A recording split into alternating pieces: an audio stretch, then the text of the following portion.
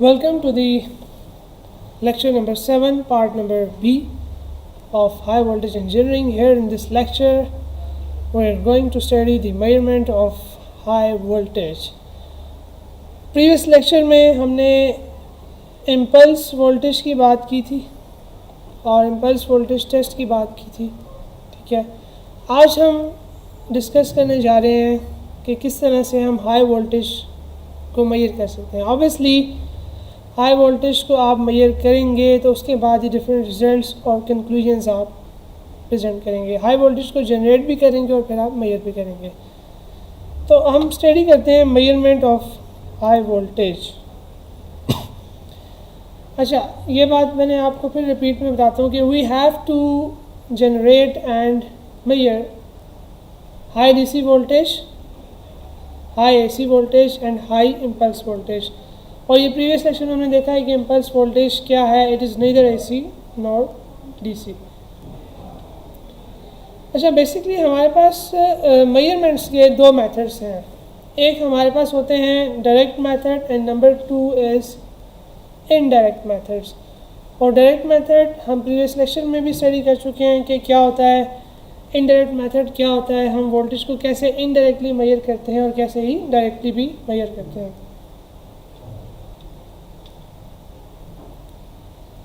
तो नंबर 1 जो हमारे पास एक डायरेक्ट मेथड है वो है हमारे पास high voltage probe. Direct method में आप क्या करते हो, वोल्टेज को डायरेक्टली मेजर करते हो। हाँ, उसको ट्रांसफॉर्म ज़रूर करते हो। हाई वोल्टेज है, आप उसको स्टेप डाउन करके मेजर कर लेते हो, ठीक है। हाई वोल्टेज प्रोब ये किस तरह की होती है, ये देखें। ये आपके पास एक प्रोब है, ठीक है, जिसमें आपके पास ये टिप है जिसको आप हाई वोल्टेज सोर्स के ऊपर लगाते हो और यहाँ से आपके पास मीटर आ रहा है जिस पे डिस्प्ले है, एनालॉग डिस्प्ले है, हाई वोल्टेज आपके पास मेजर हो रही है। इसके अलावा लाजमी नहीं है कि एनालॉग डिस्प्ले हो सकता है कि आपके पास विदाउट दिस डिस्प्ले वाला इस तरह का एक हाई वोल्टेज प्रोब हो। अब इसमें क्या होता है, ये नीडल टिप नज़र आ रही है, कंडक्टर है जिसको आप हाई वोल्टेज सोर्स के ऊपर लगाते हो और उसके बाद आपके पास इसके अंदर वोल्टेज के साथ क्या होता है, वोल्टेज स्टेप डाउन होता है, ये हम देखते हैं। अच्छा, this is the cheapest method and easiest method जिससे आप हाई वोल्टेज को मेजर कर सकते हो, लेकिन इसकी रेंज है हाई वोल्टेज प्रोब की, it's range is around 100 kilovolt sorry, ठीक है। 100 किलोवोल्ट से ज़्यादा वोल्टेज मेजर करना हो तो आप ये चीज़ नहीं यूज़ करते। हमारे पास यहाँ पे दो टाइप्स हैं। एक आपके पास आती है जनाब रेजिस्टिव हाई वोल्टेज प्रोब और एक होती है आपके पास कैपेसिटिव हाई वोल्टेज प्रोब। ये आपको हाई वोल्टेज प्रोब नज़र आ रही है। अब इसके अंदर रेजिस्टिव है या कैपेसिटिव है, it depends on the internal circuitry, दोनों ही यूज़ हो जाती हैं।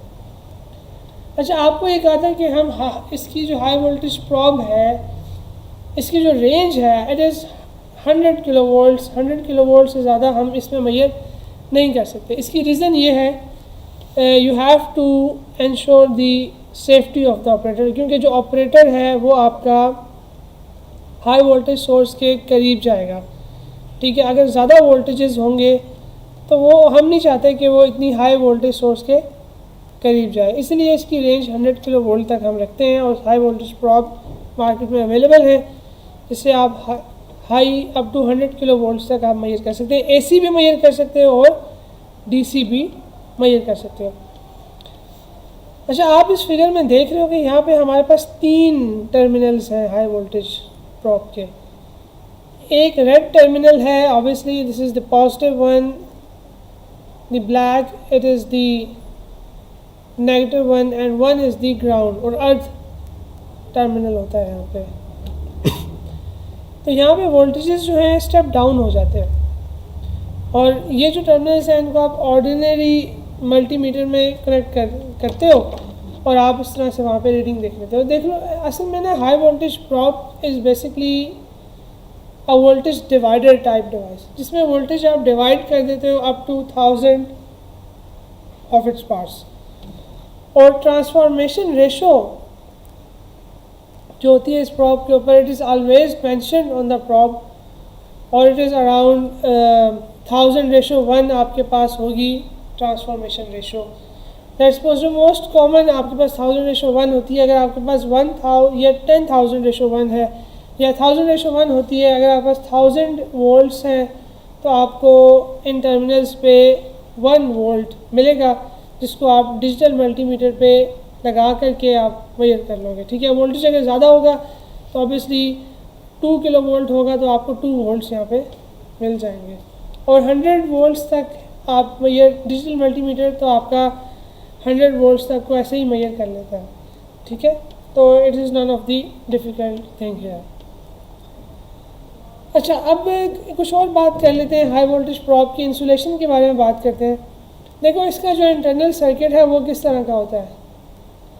इस इंटरनल सर्किट हम देखेंगे इसका इंटरनल सर्किट कैसा होता है। बहरहाल इसका जो इंटरनल सर्किट है वो एक केस के अंदर एनक्लोज्ड है, और ये जो केसिंग है आपके पास, ये जो मटेरियल है ये एक इंसुलेटिंग मटेरियल है। और नॉर्मली जो हाई वोल्टेज प्रॉब के ऊपर जो इंसुलेटिंग मटेरियल यूज़ होता है that is the bakelite. Bakelite एक इंसुलेशन मटेरियल है, और हम अपने इन लेक्चर्स में आगे स्टडी करेंगे द टाइप्स ऑफ इंसुलेशंस, और इंसुलेशंस की कौन कौन सी टाइप्स कहाँ कहाँ पे यूज़ हो सकती हैं। अब ये देखो कि हाई वोल्टेज प्रॉब का जो लेंथ है, इस केसिंग की लेंथ इंक्रीज़ क्यों रखी गई है, ताकि आपकी जो रेजिस्टेंस है between your high voltage tip and between the operators hand, और वो रेजिस्टेंस बहुत ज़्यादा हो। ऑब्वियसली लेंथ बढ़ाओगे केसिंग की तो केसिंग की रेजिस्टेंस भी इंक्रीज़ हो जाएगी। हाँ, ये बात तो है, किसी भी मटेरियल के पास इनफाइनाइट रेजिस्टेंस तो नहीं है। ठीक है, चलो एक बात और भी हम डिस्कस कर लेते हैं कि ह्यूमन बॉडी की रेजिस्टेंस कितनी है। ह्यूमन बॉडी की जो रेजिस्टेंस है वो 1 मेगा ओहम्स तक हो सकती है, अगर वो बिल्कुल ड्राई स्किन है उसकी और बिल्कुल ड्राई एनवायरनमेंट में खड़ा हुआ है। लेकिन मिनिमम आपकी 500 ओहम्स तक रेजिस्टेंस होती है ह्यूमन बॉडी की। तो जब आपने हाई वोल्टेज प्रॉब को पकड़ा है तो इसकी टिप पे तो ऑब्वियसली किलो वोल्ट्स में वोल्टेज होंगे। अच्छा, हम एक डिस्कशन अभी जैसे मैंने आपको बताया कि ह्यूमन बॉडी की रेजिस्टेंस जो है वो 1 मेगा ओहम से लेके 500 ओहम्स तक हो सकती है, क्योंकि मॉइस्चर जो होता है वो बॉडी के रेजिस्टेंस को रिड्यूस कर देता है। ठीक है, जब आपने हाई वोल्टेज प्रॉब को पकड़ा हुआ है तो उसकी टिप पे आपके पास 100 किलो वोल्ट्स होगा। ठीक है, तो जो रेजिस्टेंस है केसिंग की और आपकी बॉडी की, लेट्स सपोज आपकी बॉडी की जो रेजिस्टेंस है वो कोई 1 मेगा ओम है, और केसिंग की रेजिस्टेंस और आपकी बॉडी की रेजिस्टेंस मिला के 100 मेगा ओम है। तो उस केस में आपकी बॉडी से करंट फ्लो करेगा या नहीं? ऑब्वियसली करेगा। और वो कितना फ्लो करेगा? देखो, आपने हाई वोल्टेज प्रॉब को अपने हाथ में पकड़ा हुआ है और आप इससे वोल्टेज को कैसे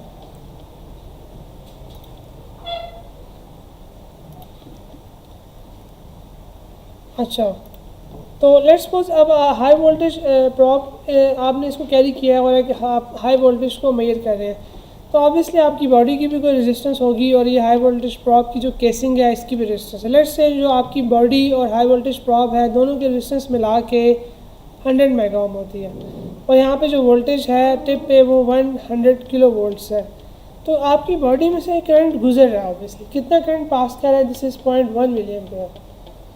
लेट्स सपोज हम कहते हैं कि एक और सिनेरियो है, आपकी जो रेजिस्टेंस है केसिंग की और ये बॉडी की अब वो और रिड्यूस हो गई है। ठीक है, तो उस केस में आपकी बॉडी से अगर 1 मिली एम्पेयर भी करंट गुजर रहा हो तो क्या is it safe that 1 milliampere current is passing from your is flowing through your body?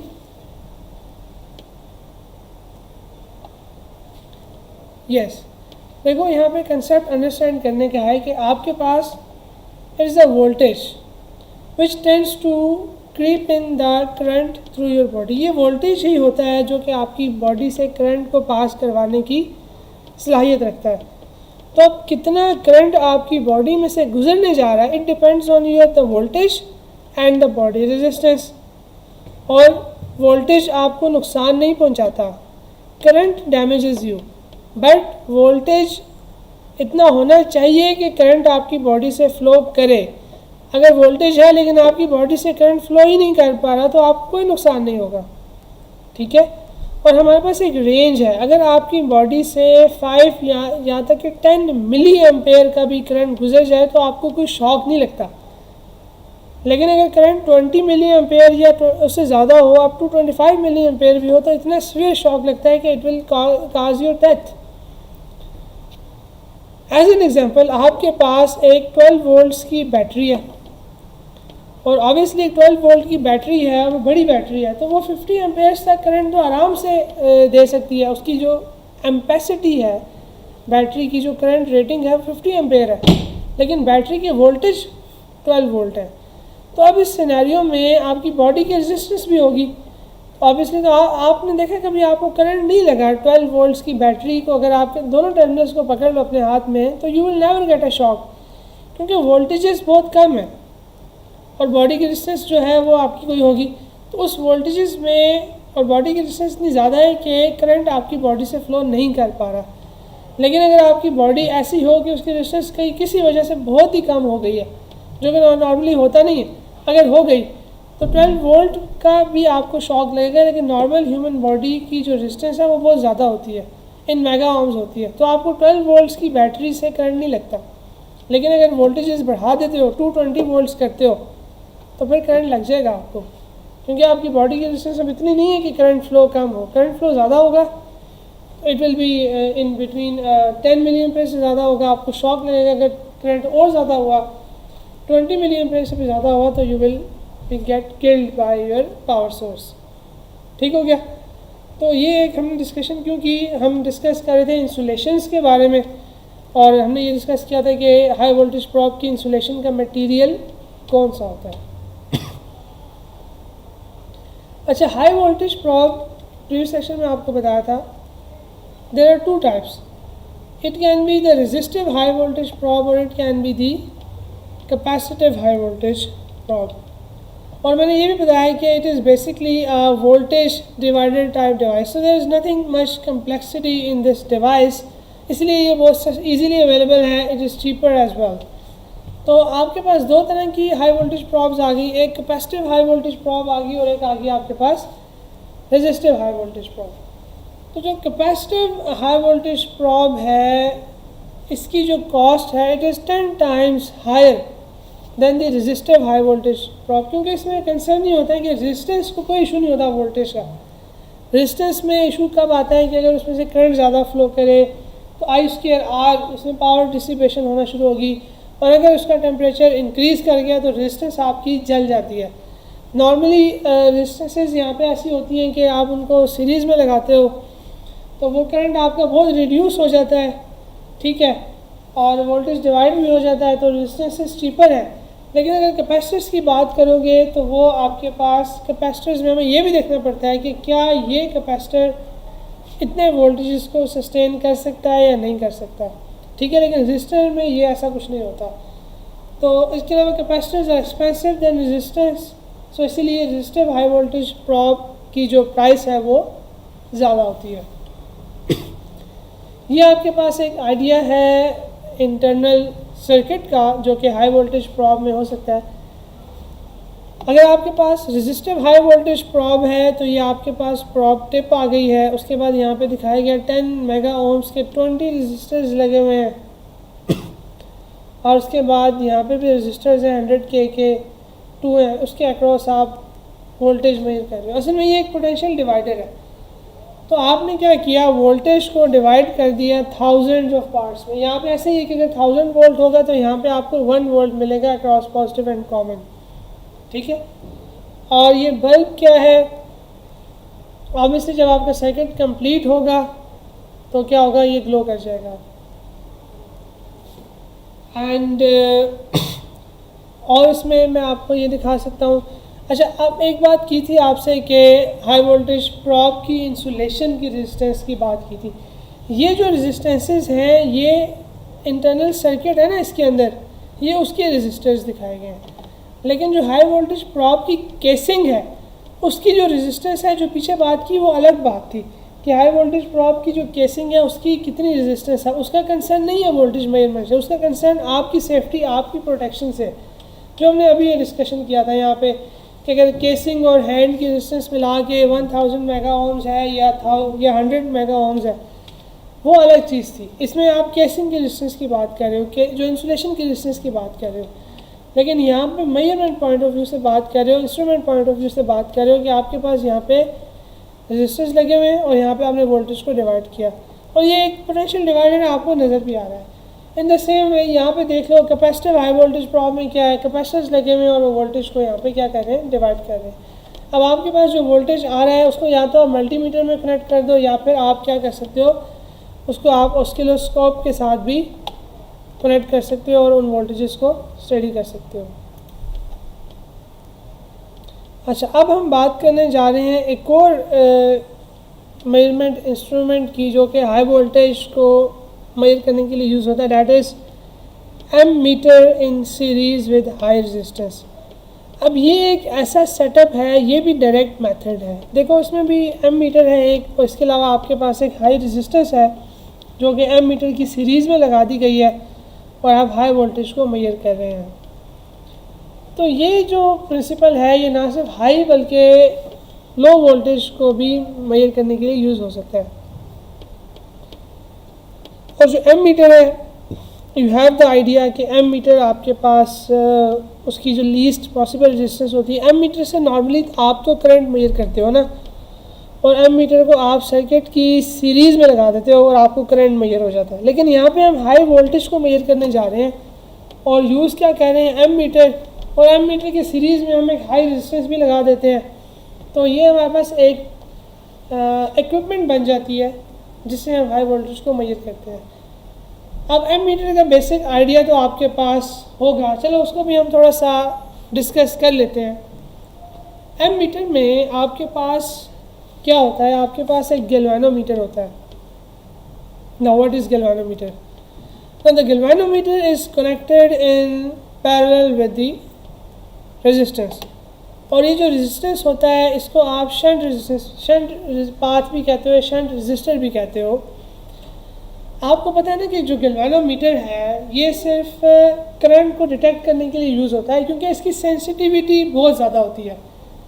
Since galvanometers has a very high sensitivity and it is used only for the detection, और यह बहुत small current को आप major कर सकते हो galvanometer को use करके। अगर आपने लार्ज वैल्यूज़ को मेजर करना है तो हम क्या करते हैं, गैल्वेनोमीटर को शंट रेजिस्टेंस के साथ कनेक्ट करते हैं। यू कैन सी हियर, सबसे पहले तो हम गैल्वेनोमीटर को देख लेते हैं। गैल्वेनोमीटर में क्या होता है, जस्ट आपको थोड़ा सा बेसिक रिवाइज करा देते हैं। तो गैल्वेनोमीटर में आपके पास एक्चुअली एक परमानेंट मैग्नेट होता है जो कि मैग्नेटिक फील्ड्स जनरेट कर रहा है, और साथ में आपके पास एक कॉइल होती है, कॉइल ऑफ वायर होती है, कॉइल होती है जिसको आपने कोर के ऊपर प्लेस किया होता है। ये देखो आपको नजर आ रहा है soft iron core, this is the soft iron core and this is the current carrying coil. और ऑब्वियसली जब करंट पास करता है कॉइल में से तो इस पर क्या होता है, ऑब्वियसली करंट पास कर रहा है, करंट कैरिंग कॉइल है, मैग्नेटिक फील्ड में पड़ी हुई है, तो उस पर it will experience a force. तो उससे क्या होगा, ये जो कॉइल है उसके साथ एक नीडल लगा दी है और कॉइल को कैसे हमने उसके एक्सिस पे माउंट कर दिया, तो कॉइल पे जब फोर्स लगेगी तो ऑब्वियसली नीडल आपको डिफ्लेक्शन शो करेगी और उससे आपको you will be detecting that the presence of current. और जो डिफ्लेक्शन है नीडल की, it is directly proportional to the magnitude of current. कितना मैग्नीट्यूड ऑफ करंट गुजरा है उतनी ही डिफ्लेक्शन आपके पास नीडल में आएगी। तो ये तो है आपके पास है गैल्वेनोमीटर, वो स्केल भी आप देख रहे हो और वो पॉइंटर या नीडल भी आप देख रहे हो, and it is used for the detection of small current. अच्छा, अब हम ये कह रहे हैं कि गैल्वेनोमीटर तो आ गया, हम एम मीटर बनाना चाहते हैं। तो आप क्या कर रहे हो, गैल्वेनोमीटर को के साथ पैरेलल में ना रेजिस्टेंस कनेक्ट करते हो, ठीक है। और ये भी एक लो रेजिस्टेंस होती है। गैल्वेनोमीटर की रेजिस्टेंस अगर ज़्यादा होगी तो शंट रेजिस्टेंस आपके पास कम होगी, ठीक है। तो a very low resistance known as shunt resistance, जो कि RS के तो यहाँ शो भी की गई है, it is connected in parallel to the galvanometer. और जो वैल्यू है शंट रेजिस्टेंस की, उसको आप ऐसे एडजस्ट करते हो कि most of the current passes through the shunt and the part of the current passes through the galvanometer. तो करंट की डिवीजन है और हम इसी डिवीजन को मेजर करते हैं और हमें पता लग जाता है कि कितना करंट आपके पास फ्लो किया है। और ये जो एक असेंबली है एम मीटर की बन गई और उसको फिर आप हाई करंट को मेजर करने के लिए यूज़ कर देते हो। और अब हाई करंट भी होगा तो गैल्वेनोमीटर की फुल डिफ्लेक्शन नहीं होगी जब तक कि गैल्वेनोमीटर से भी फुल करंट पास नहीं करेगा जिस पे वो फुल डिफ्लेक्शन देता है। मतलब ये कह लो कि अब हमने गैल्वेनोमीटर को ऐसे एक डिवाइस में कन्वर्ट कर दिया कि जिससे अब हम हाई करंट को भी मेजर कर सकते हैं। एक और क्वेश्चन आता है कि शंट रेजिस्टेंस की वैल्यू आप कैसे निकाल सकते हो। देखो आपके पास एक गैल्वेनोमीटर है, लैब में गैल्वेनोमीटर पड़ा हुआ है, आपने जनाब उसकी रेजिस्टेंस निकाल ली, that is the resistance of the galvanometer. और फिर आपने देखा कि कितने करंट पे वो गैल्वेनोमीटर जो था वो फुल डिफ्लेक्शन दे रहा है। तो वो जो मैक्सिमम वैल्यू ऑफ करंट है जिस पे गैल्वेनोमीटर अपनी मैक्सिमम डिफ्लेक्शन देता है वो IG है, ठीक है। यहाँ पे उसने IG से हमने इसको डिनोट कर दिया। और ये वो करंट है कि जिसमें गैल्वेनोमीटर की फुल डिफ्लेक्शन आती है, ये भी पता लग गया। तो ओम्स लॉ का सिंपल रिलेशनशिप आ गया, VG is equal to IG multiply by RG। अब हमने कहा हमारे पास एक शंट रेजिस्टेंस है जिसको हमने गैल्वेनोमीटर के साथ पैरेलल में कनेक्ट कर दिया कैपिटल I।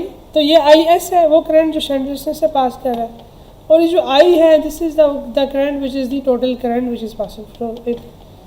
तो जो टोटल करंट जो शंट पाथ में से या शंट रेजिस्टेंस में से पास कर रहा है वो कितना होगा, IS is equal to I minus IG, ठीक हो गया। तो पोटेंशियल डिफरेंस जो शंट रेजिस्टेंस के अक्रॉस आ रहा है वो क्या है वो भी हमें पता है। और IS किसके इक्वल है, हमने ये इक्वेशन यहाँ पे पुट कर दी, हमें ये इक्वेशन मिल गई। अब आपको पता है कि गैल्वेनोमीटर के अक्रॉस जो वोल्टेज आएगा गैल्वेनोमीटर की रेजिस्टेंस के अक्रॉस वही वोल्टेज शंट के अक्रॉस भी आ रहा है पैरेलल में जो लगे। तो उससे हमारे पास ये दो इक्वेशन आ गई और हमने यहाँ से RS की वैल्यू निकाल ली जो कि ये आ गई हमारे पास। You can see this is the value of the shunt resistance. अब देखो इसमें अब आप डिफाइन करते हो, देखो आपके पास वही गैल्वेनोमीटर था, आपने उसको एम मीटर में कन्वर्ट कर दिया।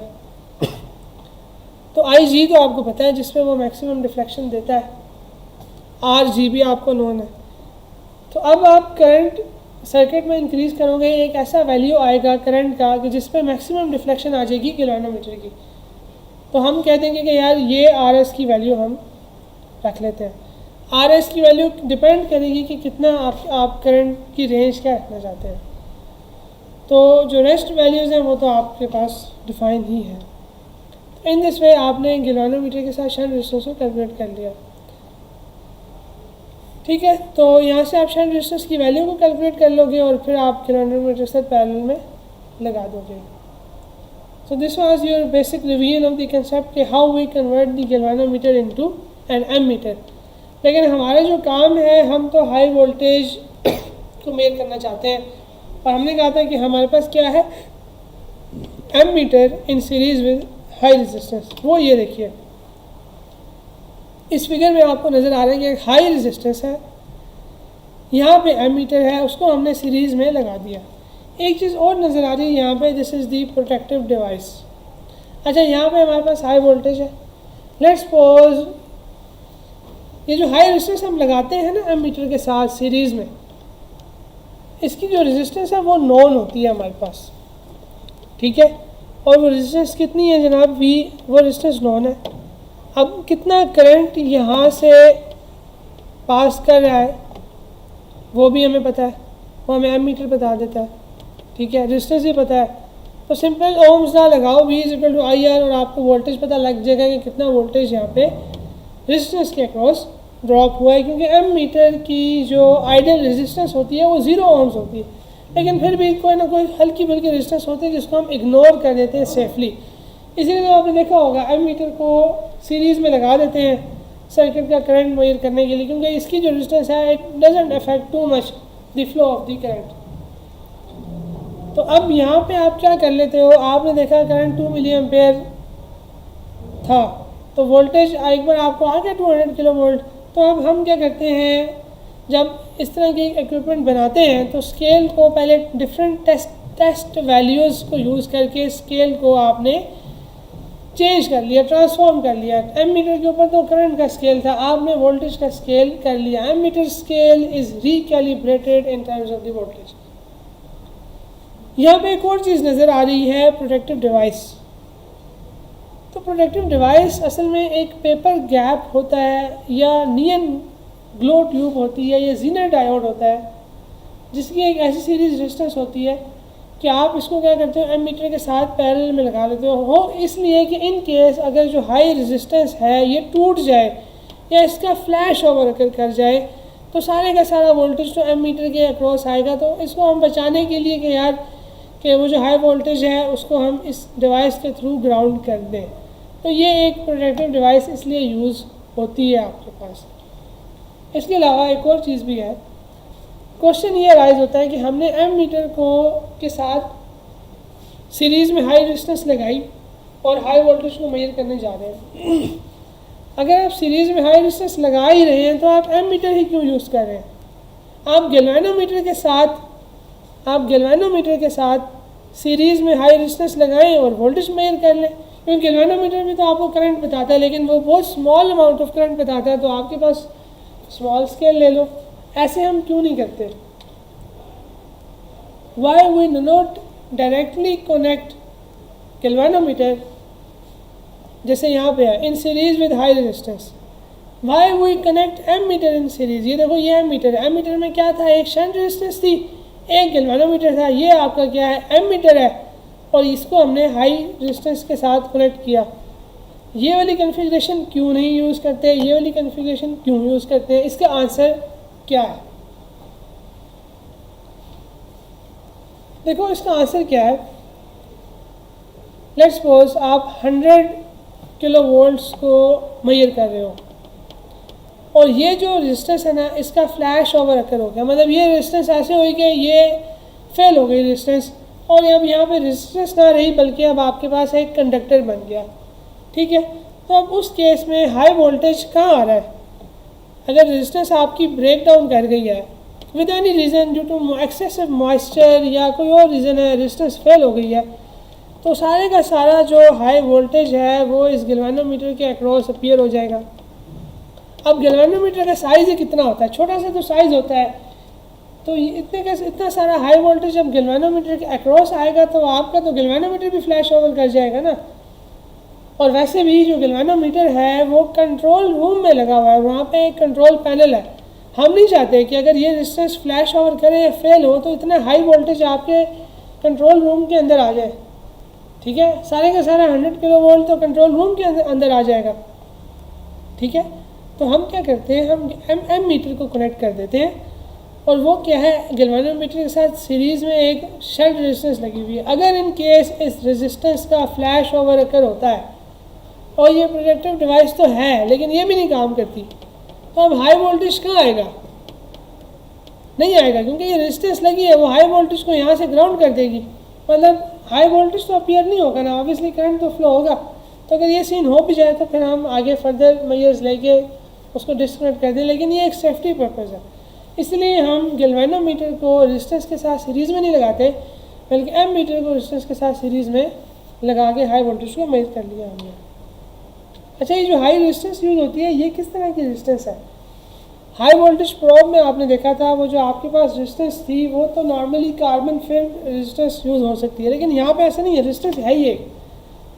तो यहाँ पे आप कार्बन फिल्म रेजिस्टेंस को यूज़ नहीं करोगे जो आपके सर्किट्स में यूज़ होती है, बल्कि यहाँ पे हम एक सिरेमिक मटेरियल को यूज़ कर रहे हैं।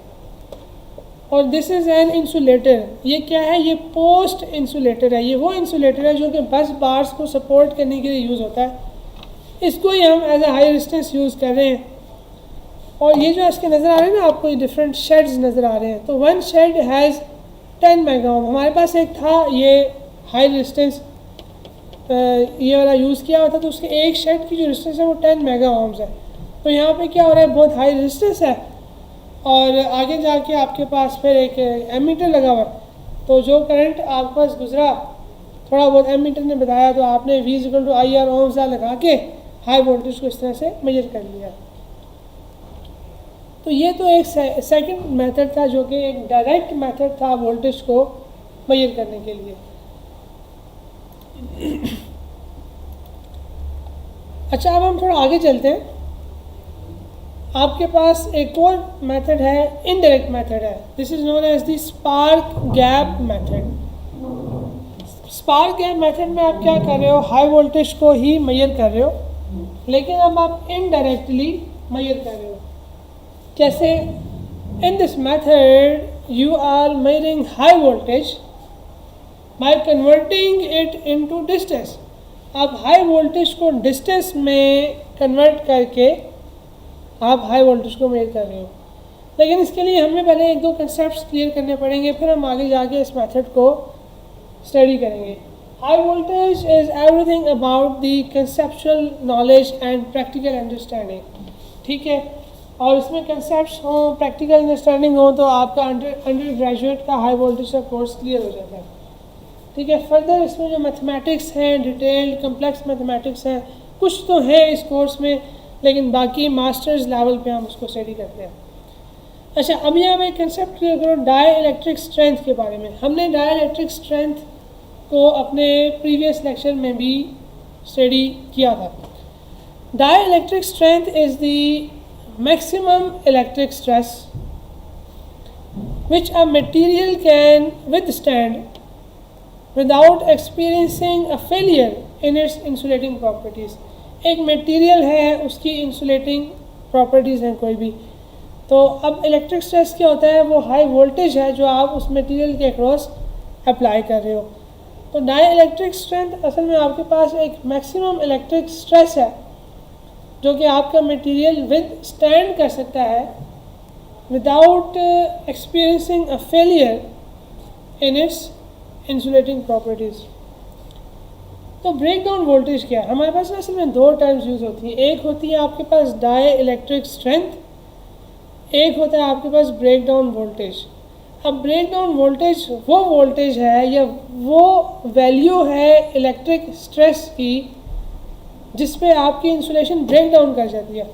अब ब्रेक डाउन वोल्टेज हो सकता है कि कम हो या इक्वल हो डाई इलेक्ट्रिक स्ट्रेंथ के किसी भी एक स्पेसिफिक मटेरियल की। आप एयर की एग्जांपल लेते हो, अक्सर हम पढ़ते हैं जनाब टेक्स्ट बुक्स में भी कि it has the dielectric strength of 30 kilo volts पर centimetre under perfect dry conditions. मतलब अगर 1 सेंटीमीटर का फासला है और 30 किलो वोल्ट्स को आपने 1 सेंटीमीटर ऑफ एयर के अक्रॉस अप्लाई किया है तो एयर में करंट फ्लो नहीं करेगा। लेकिन हम जब लैब्स में टेस्टिंग करते हैं तो हमें ये पता लगता है कि एयर जो है वो इवन 12 किलो वोल्ट्स पर सेंटीमीटर के ऊपर ही ब्रेक डाउन कर जाती है। मतलब 1 सेंटीमीटर का गैप दिया हुआ है आपने अपनी इलेक्ट्रोड्स के बीच में, एक पॉजिटिव इलेक्ट्रोड है 0 वोल्ट्स पे है और उनके बीच में गैप जो है वो मेटालिक इलेक्ट्रोड्स के बीच में जो गैप है वो 12 किलो वोल्ट्स का है। तो आपके पास एयर जो है ब्रेक डाउन कर जाती है। तो क्योंकि हमारी लैब्स में हमारे पास ज़्यादा ह्यूमिडिटी होती है। तो समझ में आया ब्रेक डाउन वोल्टेज क्या है, डाई इलेक्ट्रिक स्ट्रेंथ क्या है। डाई इलेक्ट्रिक स्ट्रेंथ तो एक स्टैंडर्ड है जी एयर का कि 30 किलो वोल्ट्स पर centimetre is dielectric strength. लेकिन हम देखते हैं कि एयर जो है वो उससे पहले ही ब्रेक डाउन कर जाती है। तो वो जो उससे पहले ब्रेक डाउन कर गई इसे कहते हैं breakdown voltage. And breakdown voltage में भी लेसर और equal to dielectric strength. और इसको आप ये भी कह सकते हैं this is the minimum voltage that causes the portion of an insulator to become electrically conductive। तो हम ये देखते हैं इन वन वे और द अदर डाइलेक्ट्रिक स्ट्रेंथ और ब्रेकडाउन वोल्टेजेस को इंटरचेंजेबली यूज़ किया जाता है। डाइलेक्ट्रिक स्ट्रेंथ को नॉर्मली आप मेजर करते हो किलो वोल्ट्स पर मिलीमीटर में या फिर किलो वोल्ट्स पर सेंटीमीटर में। You must recall your previous lectures जिसपे हमने एक डायग्राम बनाई थी, इलेक्ट्रोड्स दिखाए थे और हाई वोल्टेज सोर्स दिखाई थी, और मैंने कहा था कि यहाँ पे ये इलेक्ट्रोड्स के बीच में एयर है। ये देखो आपके पास ये इलेक्ट्रोड्स हैं, ये आपके पास एक इलेक्ट्रोड है, ये दूसरा इलेक्ट्रोड है। इधर आप कर दो किलो वोल्ट्स वोल्टेज अप्लाई, इधर कर दो 0 वोल्ट्स। तो हम जब पास जा रहे होंगे एक पॉइंट आएगा कि हाँ हम कहेंगे कि बस अब स्पार्क प्रोड्यूस हो गया। तो एयर के बारे में यही मैं बता रहा हूँ कि 30 किलो वोल्ट्स अगर 1 सेंटीमीटर का फासला है और यहाँ पे 30 किलो वोल्ट्स हो तो एयर में से करंट नहीं पास करेगा। ये स्टैंडर्ड, ये डाइलेक्ट्रिक स्ट्रेंथ है। लेकिन हम देखते हैं कि अभी 1 सेंटीमीटर का फासला है लेकिन 12 किलो वोल्ट भी स्पार्क प्रोड्यूस कर जाता है। इसका मतलब क्या है कि जो ब्रेकडाउन वोल्टेज है वो एयर की लेस होती है डाइलेक्ट्रिक स्ट्रेंथ में प्रैक्टिकली, क्योंकि हम ऐसे एक परफेक्ट जो है एनवायरनमेंट नहीं ला सकते, परफेक्ट ड्राई कंडीशंस। अगर परफेक्ट ड्राई कंडीशन हो, टेम्परेचर भी कोई नॉमिनल 20-21 डिग्री हो, तो आपकी एयर जो है वो ह्यूमिडिटी भी ना हो, तो आपकी एयर की जो ब्रेकडाउन वोल्टेज है वो डाइलेक्ट्रिक स्ट्रेंथ के करीब हो सकती है। लेकिन मुझे आज तक लैब में 13 to 20 वोल्ट से ज़्यादा मुझे डाइलेक्ट्रिक स्ट्रेंथ कभी नज़र नहीं आई।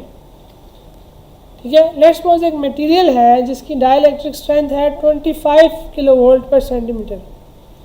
इसका मतलब ये है कि मैक्सिमम वोल्टेज या potential difference of 1 centimetre thickness of the material जो है वो 25 किलो वोल्ट को विथस्टैंड करेगा और उसको नुकसान भी नहीं होगा। लेकिन अगर वो 25 किलो वोल्ट से ज़्यादा करोगे वोल्टेज उस मटेरियल के अक्रॉस, 1 सेंटीमीटर थिकनेस है अगर उसकी, तो क्या होगा कि करंट फ्लो करेगा, वो मटेरियल भी है वो ब्रेक कर सकता है।